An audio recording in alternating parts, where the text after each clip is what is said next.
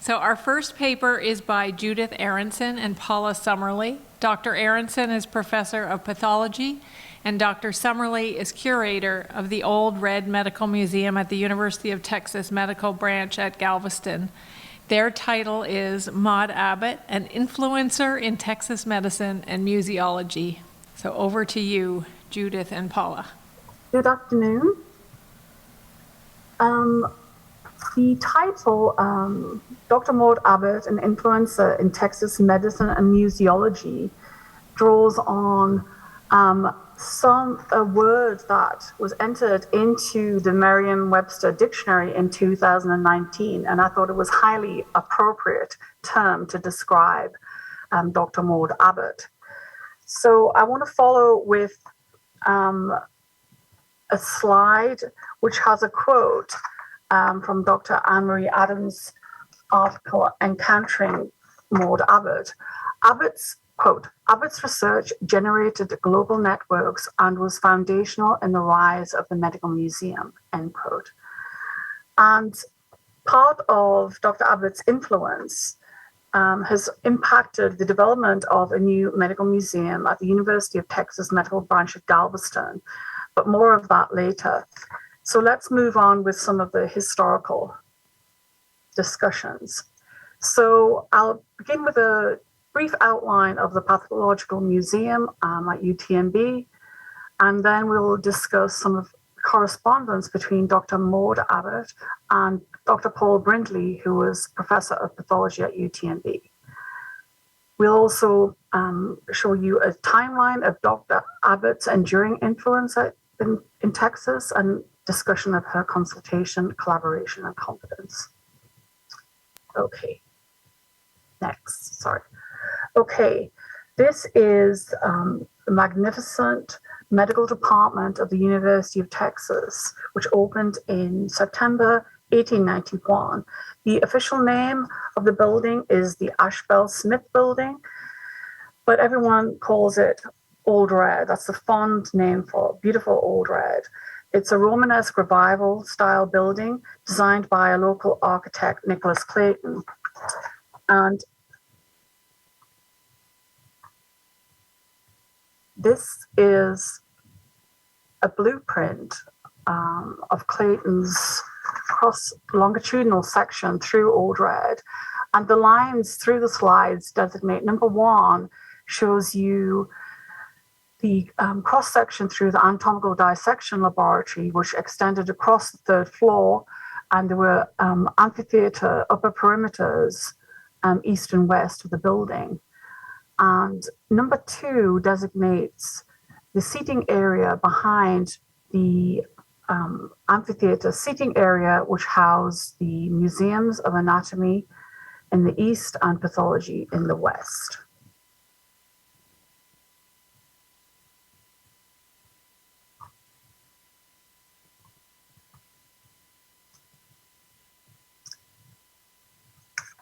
So Dr. Alan J. Smith was UTMB's inaugural professor of pathology. And this is a little quote regarding Smith's arrival at UTMB, and he wanted a singular chair under the name of pathology. Smith is a really interesting person to research. Not only was the first chair of pathology, he was a student of Sir William Osler's at the University of Pennsylvania. And he undertook research on hookworm and really was instrumental in founding one of the world-class museums in pathology at UTMB. This is a photograph of Dr. Smith's Pathological Museum behind the seating area of the amphitheater on the second floor of Old Red. And this was taken around 1900.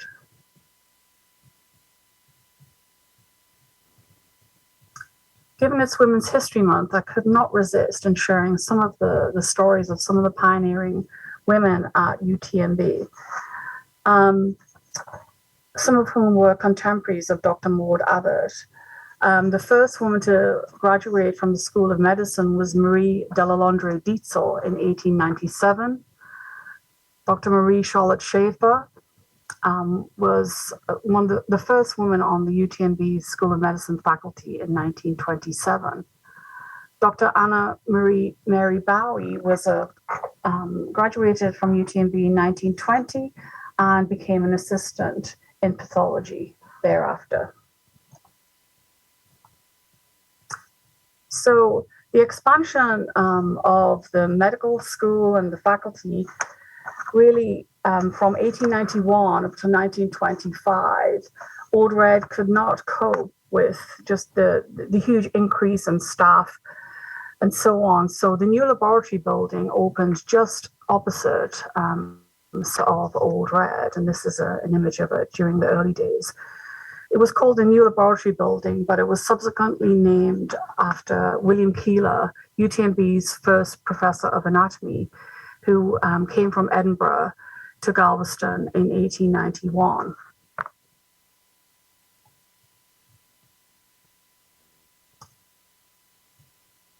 So let's look at some of the correspondence between Drs. Abbott and Paul Brindley. So Dr. Brindley received his medical degree from UTMB in 1925. Thereafter, he was an instructor in pathology and then promoted to professor in 1927.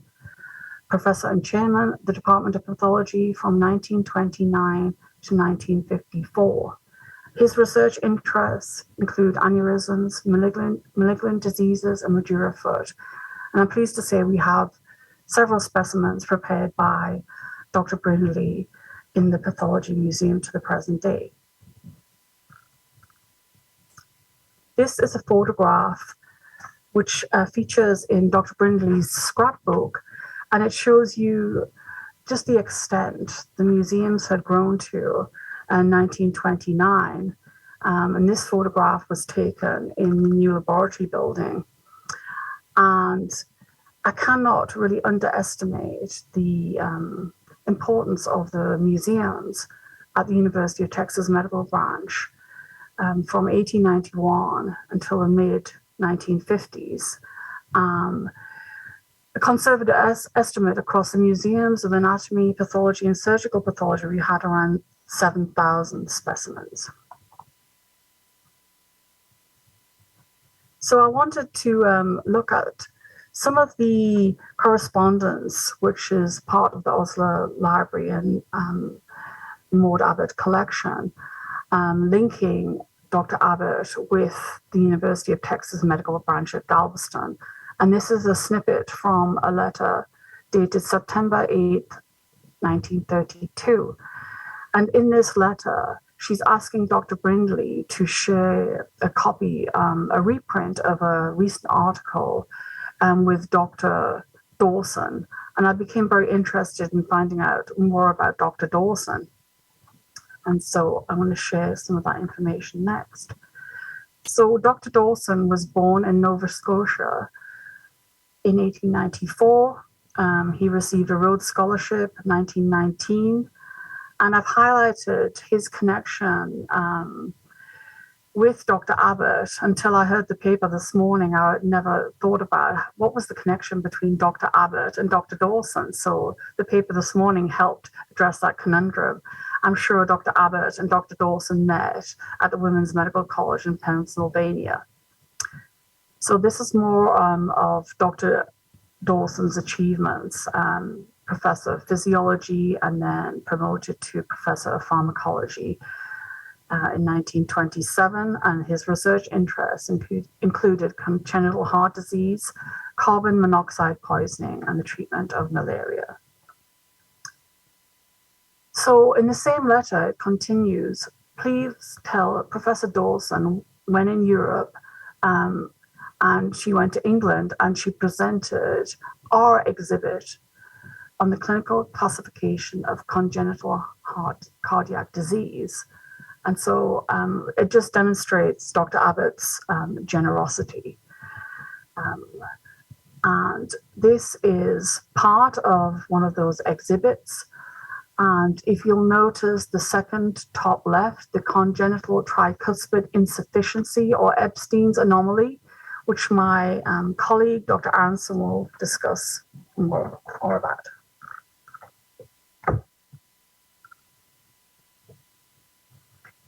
The tag team continues. So when I first saw this letter, this correspondence between Dr. Brinley and Dr. Abbott, I was struck by many things. First of all, Dr. Abbott's extreme scientific curiosity, which we hear so much about. She discusses this specimen that was contributed to her, sent to her for consultation by Dr. Brindley. This was a 1-month-old child who had died and had an autopsy at another hospital in the city of Galveston, and Dr. Brindley had sent the heart to her upon request of the medical staff at that hospital. She writes that this is an extremely interesting case, and so far as I know, quite unique in several particulars. Later in the letter, she goes into an extraordinary amount of detail on the morphology of this unusual example of Epstein's disease, or congenital tricuspid insufficiency. But she also, I want to point out, is not only focusing on the morphology, but also on the cause and mechanisms of disease. She's very interested in the large amount of scarring on the myocardium, which might be of inflammatory origin. And in my view, the ability to link morphology of disease with etiology and pathogenesis, cause and mechanism is really a hallmark of the discipline of pathology. Secondly, I was extremely struck by her tone of generosity, her collaborative spirit that was balanced by this feeling of sense of confidence and agency. And this really, really reminded me of the tension between modesty and ambition and the double voice discourse that Emily Klein so nicely discussed earlier this morning. When I thought about it, I thought of this internationally renowned expert in cardiac pathology spending so much time working with this specimen and corresponding with these physicians from the backwater of Texas. It was extraordinary to me. She does in this letter discuss the potential collaboration between Dr. Dawson, who could look into the physiological problem of interest, along with Dr. Brinley himself, or someone to make a histologic study to try to get a clue to the etiology of the inflammatory process. In the first couple of sentences here, she's really removing herself from this kind of collaborative discussion. But then she really demonstrates some steely resolve here, I thought, and is standing up for herself. She says, I would suggest that I keep the heart until we have had an opportunity of making an art drawing of it. And then I'll return it to you with a photograph of the drawing. And then you can have a careful histologic study made of the interventricular septum and adjacent myocardium. So this really struck me as something shining through the letter is her calm insistence that she be respected by her male colleagues, as we've already heard that she was really operating in a world of academic medicine totally dominated by men. So I was really struck by the tone of this letter. Incidentally, I should mention that we have not found either the original specimen of Epstein's disease that was submitted or the drawing that may have resulted from it. And if anyone knows where it is, we'd love to hear about it. This is a drawing that she referred Dr. Brinley and Dr. Dawson to that came from one of her prior publications and that Paula just showed. So for a little more recent history, in 2007, a delegation of Osler scholars from UTMB's McGovern Academy of Oslerian Medicine visited McGill on the occasion of the American Osler Society. We were just amazingly inspired to walk the halls that William Osler and Maude Abbott had walked. And we were also extremely gratified and fortunate that Dr. Fraser offered us a tour of the historical museum collection specimen displays as they were at that time. And also he let us see the dusty cupboard where several specimens were stored. Dr. Richardson, who's pictured here, is a pediatrician, a neonatologist, our chair of pediatrics, an Osler scholar in the academy, and a well-respected leader at UTMB. When she was just dumbstruck when she saw these specimens that were basically artifacts of Maude Abbott's time in this dusty cupboard, and she exclaimed in her West Texas colorful accent that I will not try to replicate, we've got to get our specimens on display and we've got to recreate a museum. So really the idea to create a medical museum or recreate a medical museum at UTMB was born here. About a year later, crisis came and the opportunity came disguised as crisis. Hurricane Ike hit the Galveston Island and inundated UTMB. Here's Old Red on a sunny day, and here's Old Red during Hurricane Ike, flooded. The building sustained significant damage and could no longer be used for the anatomy laboratory that you heard about. And it would have been too expensive, even as the institution rebuilt, to reconfigure it for that purpose. So Dr. Richardson immediately saw the opportunity and began advocating to obtain the space for a medical museum. A task force was created that was co-chaired by Dr. Howard Brody, who was an eminent bioethicist, physician, and the head of the Institute for Medical Humanities at UTMB at that time. And I co-chaired the task force. The project was supported by the John P. McGovern Academy of Auxiliary Medicine.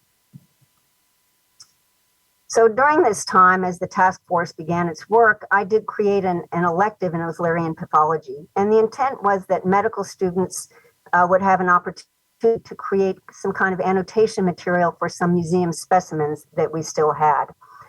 We had a student in 2010 named Tara Kinra, who took it a step further. She was interested in pediatrics, and she had found a collection of pediatric heart specimens from autopsy that were gathered over several decades in the mid-century 1950s to 70s by a pediatrician and a pathologist here at UTMB, Dr. Myron Nichols. She proposed that she would actually mount or annotate and label those specimens for display in glass jars for a future museum, as well as writing some annotation material. So I've included here an example of the instructions, the detailed instructions she left. She wasn't able to finish the mounting and display, but she left really detailed instructions. And this happens to be a heart with an example of AV canal, similar to the Holmes heart. And you can see Dr. Kinra's annotations here that refers to Maude Abbott, William Osler, and the Holmes heart, which we heard so much about today. So this really echoes Maude Abbott. I think Tara was inspired by Maude Abbott. And in another echo, she is currently a pediatrician practicing in Philadelphia, where, of course, Maude Abbott had connections. So as the task force was in the early phases of doing its work, we were really fortunate that we were able to recruit Dr. Summerly, who you just met, to join UTMB and the McGovern Academy in 2013. The year before that, in 2012, Dr. Fraser had visited us in consultation to give us some ideas about how we should proceed. And he reminded us in very strong terms that as long as you have the specimen collection, even if you don't have a definitive building, even if you don't have an endowment, even if you don't have funding, if you have the specimen collection, you have a museum. Dr. Summerly has taken this to heart and has really raised the profile of the historical museum collections at UTMB by creating numerous pop-up exhibits for various audiences. She's collaborated with the local historical foundation, with other museums in town. She's written academic papers. She's created an elective course to develop specimen narratives, and she's worked with students on various museum-related projects in all 4 schools at UTMB. So it's an active enterprise. She also organized numerous consultations with museum and conservation experts and got funding from the Foundation for Advancement in Conservation for one such consultation. 2018 marked a milestone for the effort when we received official approval from the University of Texas Board of Regents to begin the definition phase of museum planning. This basically means the museum exists in principle and that we can fundraise for it. And this image just shows Dr. Ben Raymer, the president of our university, speaking at a ceremony to mark the event and the initiation of the museum project. And this is the space as it exists now. You can see there's a lot of old light fixtures and air handling equipment that will be renewed as we restore the museum. And this iconic circular window up top here has become kind of an unofficial logo for the museum. So we really feel like we're on the threshold of a new phase of growth of the museum. If we go back and look at Maude Abbott's influence, I would say it's episodic and enduring at UTMB, starting with the 1932 correspondence with Dr. Brinley, continuing through and being reinvigorated when we visited McGill in 2007, engaging the students from 2010 onwards, and then the current phase where we have a curator and Dr. Summerly, and we have permission to go ahead and start creating the funding. And I think that Maude Abbott's spirit is hovering behind all of this. I'm going to pass the podium to Dr. Summerly for a minute to give an update on the current status.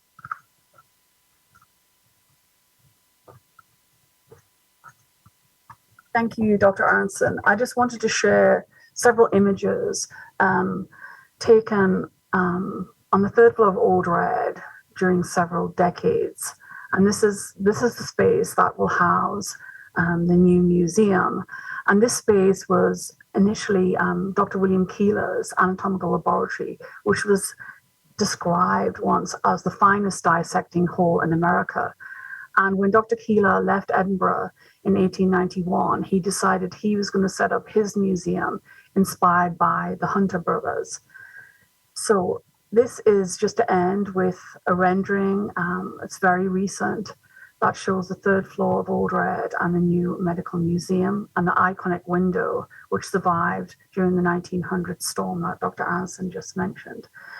And just briefly, I would like to end on a personal note to thank Dr. Fraser for his generosity in sharing his knowledge on how to found a new medical museum, given we're going through this process at UTMB. And I can attest that it is a Sisyphean task, but I'm really inspired by Dr. Fraser's work and the story of the Maude Abbott Medical Museum.